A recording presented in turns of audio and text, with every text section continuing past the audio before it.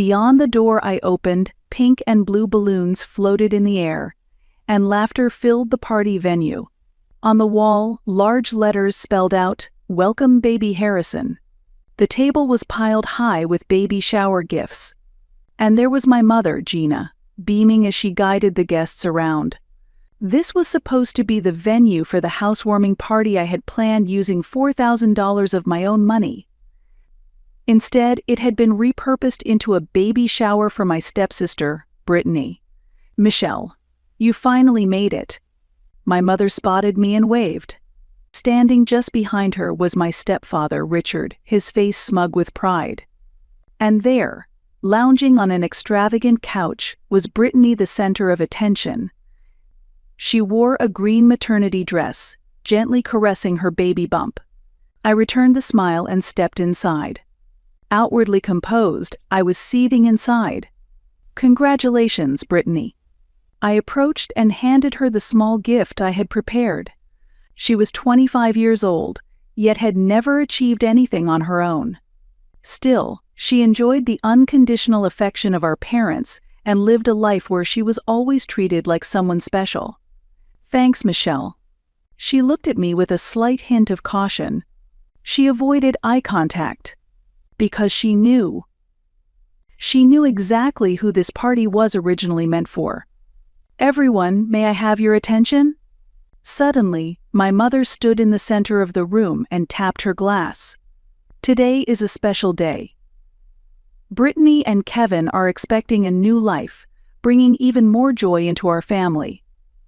Let's raise our glasses in celebration." Glasses clinked. Cheers filled the room.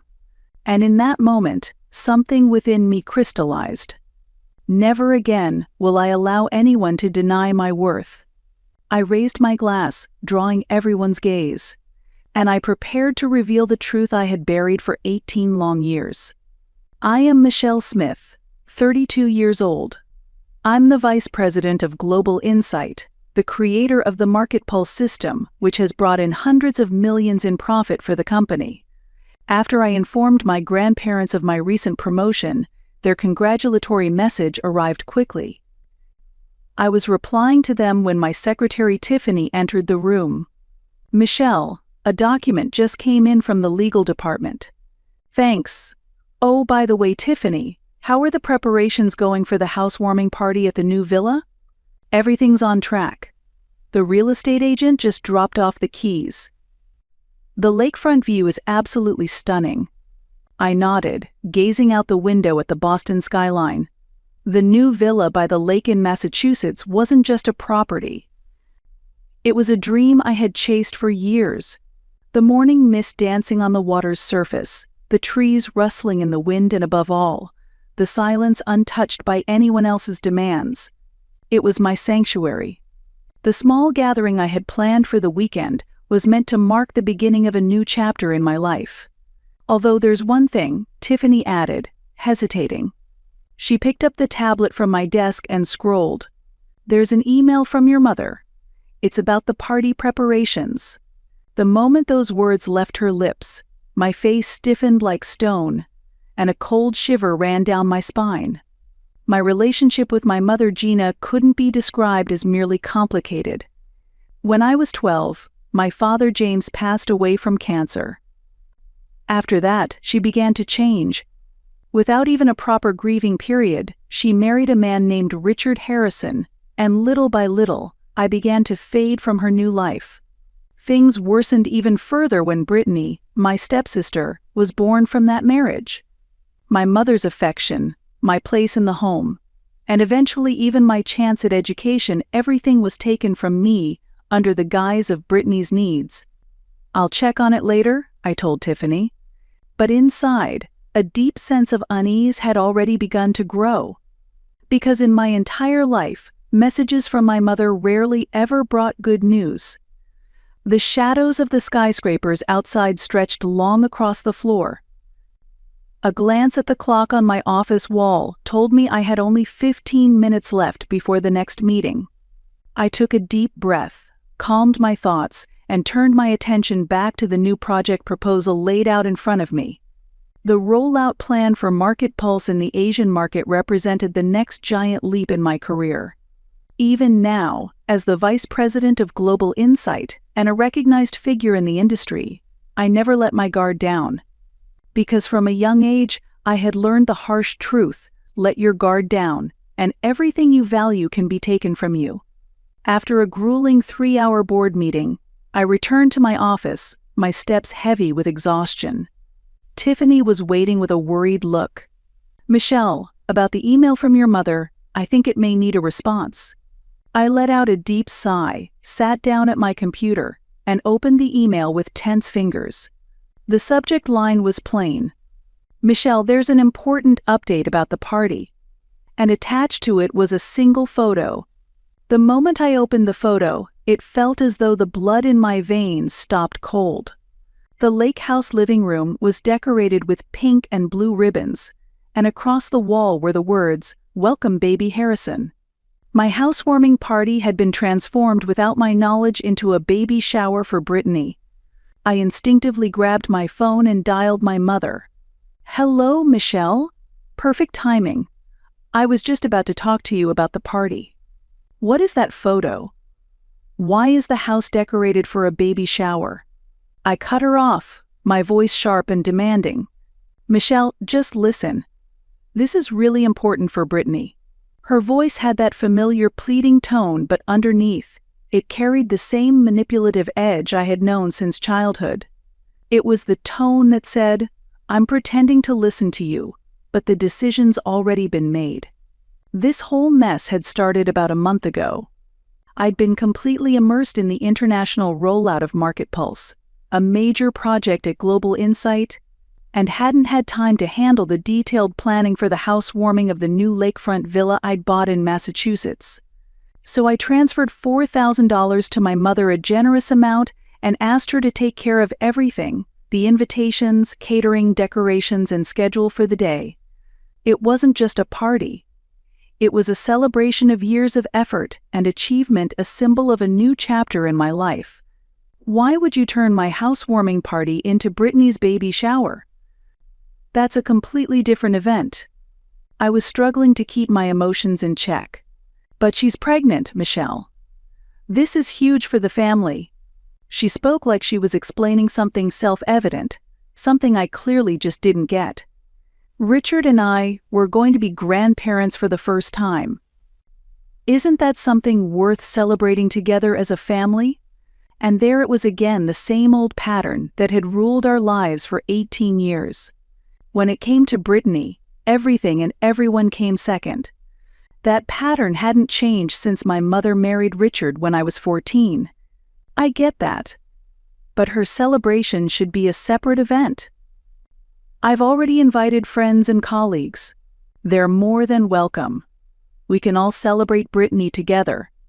I let out a slow breath. Somewhere in the middle of this conversation, I already knew nothing I said would matter. My opinion had never been part of the equation. "Wait, have you already sent the invitations?" "Yes, they went out yesterday. We titled it a special celebration with the Smith family." I wanted the details to be a surprise. Anger surged inside me, but I held it down as I spoke. "I sent that $4,000 for my party." "Oh, Michelle, come on. You're successful. You just became vice president. You bought a beautiful new villa. Brittany has nothing.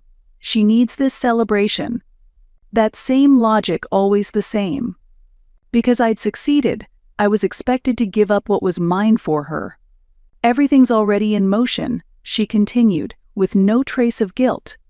"Richard's thrilled. He can't wait to become a grandfather." As I listened to her words, I drew in a long breath. "Is Brittany's boyfriend coming to the party?" I asked calmly. I needed to know if he was in on this. "Of course. Kevin is such a wonderful man, so kind and intelligent. He truly loves Brittany. He's a programmer at an IT firm and has a promising future. Richard really likes him. They're a perfect couple." "I see," I said quietly. "Isn't it wonderful?" "Thank you, Michelle. Oh, and Grandma and Grandpa are coming too." We're going to celebrate Brittany and Kevin in style." That stopped me. "Wait, Grandma and Grandpa are coming?" "Yes, I just spoke to them on the phone." They sounded excited. That at least was a small relief. "I see. Well then, I'll see you at the party." I tried to keep my voice sounding casual. I knew by then there was no point in arguing with her.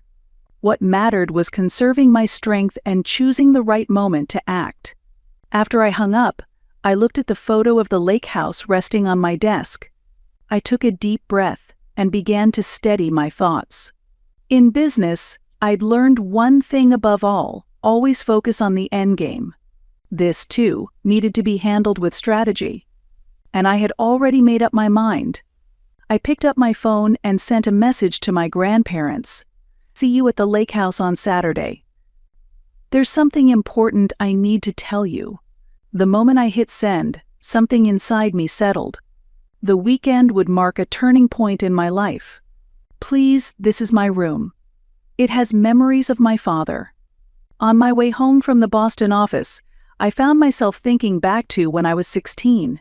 It had been 4 years since my father passed away, and 2 years since my mother remarried. "Michelle, Brittany needs a bigger room." There was no warmth in her voice. She had changed after my father's death, and after marrying Richard, she became a completely different person. Now, the only one she seemed to focus on was her daughter with him, Brittany. My bedroom had been my only sanctuary. Sunlight poured in through the south-facing windows.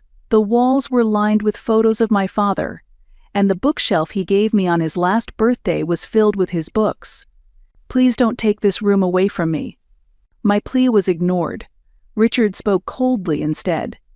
"I am the head of this household. My decisions are final." Richard prided himself on appearances, always presenting the image of the perfect family. To him, I was simply a flaw in that image. The next day, when I came home from school, all my belongings had been moved to a small guest room. My bedroom became Brittany's. "Where's my bookshelf?" "Dad's books?" I asked, my voice shaking. "We put them in storage."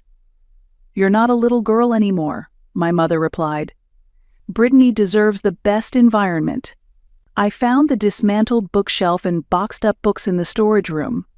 I opened one box and pulled out a physics book, my father's favorite, the one he was reading before he passed. Inside the front cover, he had written, "To Michelle, knowledge is the greatest treasure. With love, Dad." That was the moment I made a vow. Someday, I will stand on my own. Things only got worse from there. Eventually, I was even excluded from the family photo. When I asked, "Am I not part of this family?" my mother simply said, "You weren't standing in front of the camera." But I knew it was deliberate. That night, I clutched a photo of my father and whispered, "One day, I'll find my own path. I promise." On the day of the baby shower, I drove to the lake house. I parked the car and took a deep breath. Several cars were already lined up in the yard. Guests had already arrived. From the window, I could see pink and blue balloons. The front door bore a sign, "Welcome, Baby Harrison." I grabbed my handbag and checked my reflection in the mirror. A tailored navy blue dress, flawless makeup, and a face radiating confidence. No one could guess the storm brewing inside me. "This ends today," I told myself. Then I stepped out of the car and walked toward the entrance. I took another deep breath and reached for the doorknob. "Michelle, you have the gift of understanding. It doesn't come from blood, it comes from the heart." Those were the words of my grandfather, Frank. Even now, they echo in my mind. It was the spring before high school graduation. I had just received my acceptance letter from Princeton and returned home bursting with joy. But that night, I overheard a conversation between my mother and Richard in the study after dinner. "She's not my blood. Why should I pay for her?" Richard's voice was filled with contempt. "But she's still my daughter," my mother replied, her voice barely above a whisper. "Brittany is the only one who matters." That kind of money should be saved for her. Princeton is a luxury. The next day, my mother told me they couldn't pay for my tuition. Brittany's at a private school, and we need to think about her future education, too. You can go to the community college in town. That weekend, my grandparents came to visit. Even after my father died, they had never let go of me. Richard won't pay for your tuition. My grandfather asked calmly. We'll cover all of it, my grandmother said firmly. Money only has value when it's used for the right reasons. Your father would agree. My years at Princeton opened up a new world. Everything I am today, I owe it to them.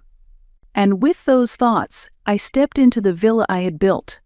About 40 guests were already gathered. My mother wore a white dress. Richard was wearing his usual gray suit.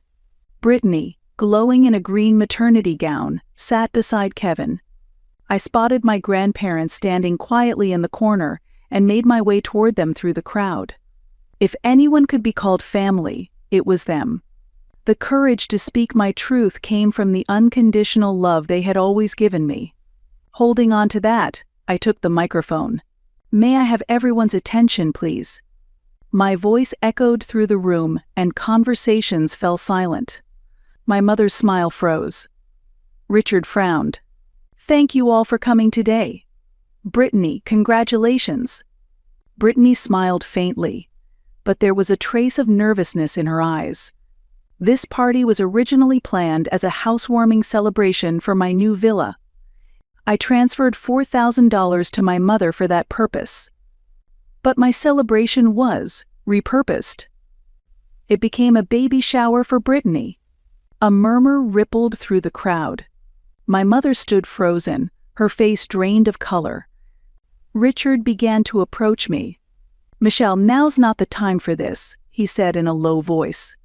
No, Richard. This is exactly the time. And everyone needs to hear it. The moment the words left my mouth, he slapped me across the face. A stunned silence fell over the room. Several men rushed in to restrain him. I steadied myself through the sting, then said, "You just made it worse. I'm going to tell them everything. For 18 years I have been second in this family. No less than that. I've been an invisible shadow." I turned toward my grandparents, standing quietly in the corner, and continued. After my real father passed away, I was treated like I didn't belong to this family. My room was taken from me. My education was denied. And now, even the celebration for my new home has been stolen. Kevin looked at Brittany, confusion and shock on his face. Maybe he had never truly understood the dynamics of this family. But today, I'm here to make one thing clear: I am not a victim anymore. I've stood on my own. I've succeeded. I raised my glass and smiled toward my grandparents. A toast to Frank and Helen Smith, my true family. They made it possible for me to attend Princeton. Today I stand here as Vice President of Global Insight, the creator of the Market Pulse system, and a woman who built her own life. Richard's face darkened. He stepped forward, voice low and threatening. Keep going, and you'll be cut off from this family entirely. No inheritance. Nothing. His threats didn't shake me anymore. There's nothing I want from you, Richard. At that moment, my grandfather stepped forward, his voice calm but commanding. Actually, I have something to share with all of you. The room fell silent again. There was an undeniable presence in his tone, the quiet authority of a former professor. 3 months ago, Helen and I updated our will. Our home in Cambridge, our entire investment portfolio, and all of our assets will be inherited by Michelle. I could see my mother's face turn utterly white. Dad, what are you talking about? My grandmother stepped in. Gina, this is the result of your choices. You chose your new family and abandoned your daughter. We're simply honoring that choice with our own. But Brittany, my mother murmured. She has you, my grandfather replied flatly. You who ignored Michelle hurt her and today robbed her of joy once again. A heavy silence settled over the room. Suddenly, Brittany shot to her feet, her voice rising in fury. You ruin everything. This is supposed to be my special day. Brittany, Kevin said, gently taking her arm, you used Michelle's money to throw this party? What the hell? You just shut up. Brittany snapped, yanking her arm away. Then Richard raised his voice sharply, stepping forward. Enough. Michelle, get out. You should have never been invited. The room froze. Conversations died mid-sentence. I slowly set down my wine glass, meeting his gaze squarely. Over 10 years of suppressed pain burned quietly inside me. Get out? I gave a bitter smile. Richard, you can't be further than the truth. I own this lake house. Michelle, that's enough. My mother tried to interject, but I raised a hand. No, what's enough is this.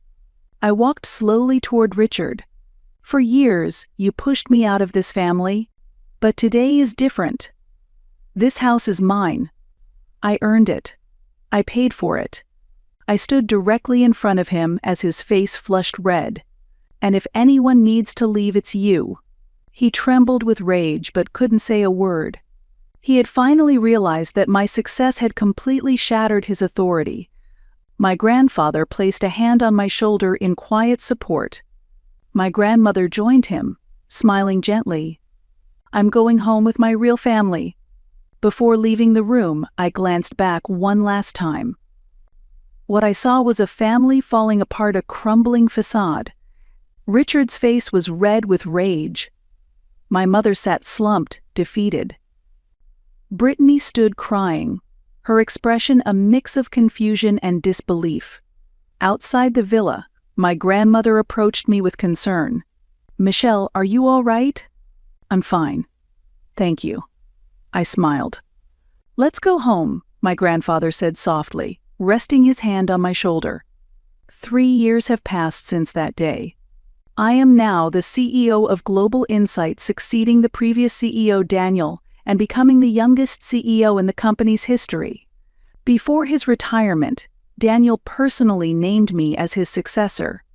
Michelle, no one senses market movement like you do. This company should follow your vision into the future, he told me. I still remember the way those words moved me. Market Pulse, the data analytics platform I created, had expanded globally and evolved into a multi-billion-dollar business.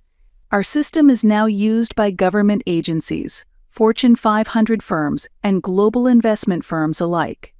When I was featured on the cover of Fortune and named the top of the 30 under 30 list, my grandfather cried tears of joy.